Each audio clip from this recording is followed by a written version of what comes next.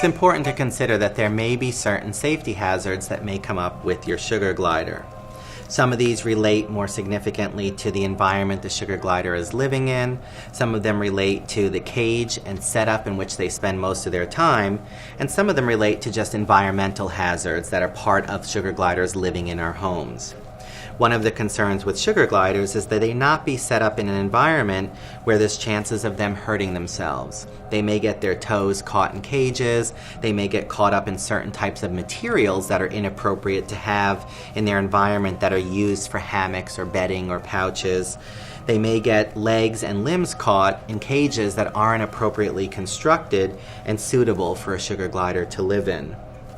There's always a safety hazard that's concerned with sugar gliders escaping. You want to make sure that your cage has enough of a locking mechanism so that they don't ever have the opportunity to escape and become lost in your home. Sugar gliders that are out of their cage and unattended for periods of time set up another potential safety hazard in the fact that they may get into certain types of household toxins. They may actually get into what may potentially be poisonous plants in the home, and they may be exposed to other environmental dangers like other types of pets that could be aggressive towards them.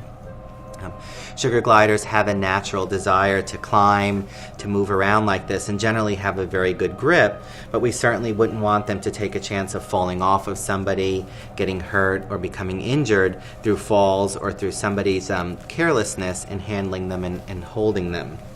So safety hazards as well that relate to captive care should be related to appropriate diet, making sure that they're not fed spoiled or rotted or molded food, and making sure that the environment that they live in the cage environment, is kept as clean as possible to ensure that they're not exposed to unsanitary living conditions that may result in a dirty environment.